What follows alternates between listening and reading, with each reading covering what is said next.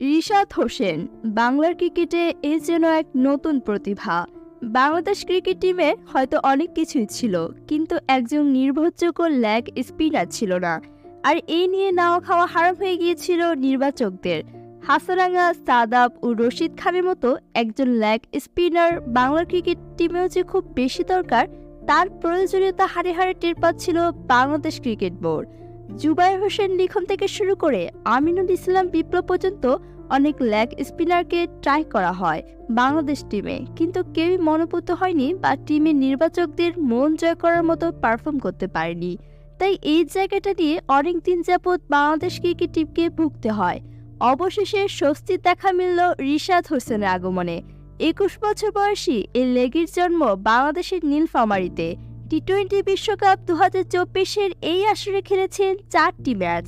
Group পর্বের প্রথম ম্যাচে শ্রীলঙ্কার বিপক্ষে 22 রানে 3 উইকেট নিয়ে হন ম্যাচ সেরা। এরপর দ্বিতীয় ম্যাচে দক্ষিণ আফ্রিকার বিপক্ষে 32 রান দিয়ে 1 উইকেট নিল।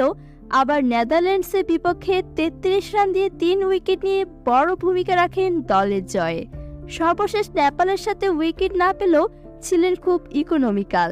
প্রথম বিশ্বকাপ হিসেবে 4 ম্যাচে 7টি উইকেট দিয়ে এখনও যে কোনো ব্যাটারের জন্য ত্রাস হিসেবে তুলে ধরেছেন নিজেকে। হয়ে উঠেছেন দলের অন্যতম ভরসার নাম। ডানহাতি এই লেগিকে শুধু বোলিংয়ে পারদর্শী বললে ভুল হবে, ব্যাটটাও চালাতে পারেন ঠিকঠাক। তবে এই ডানহাতি লেগের উন্নতির এখনও অনেক জায়গা রয়েছে বলে মনে করেন বাংলাদেশের বর্তমান বোলিং কোচ মুশতাক আহমেদ। পর্যাপ্ত পরিচর্যা পেলে হয়তো আরও পরিণত হয়ে উঠবে রিশাদ। শেন ওয়ার্ন কিংবা রশিদ খানের মতোই ওয়ার্ল্ড ক্লাস বোলার হিসেবে মেলে ধরবেন নিজেকে।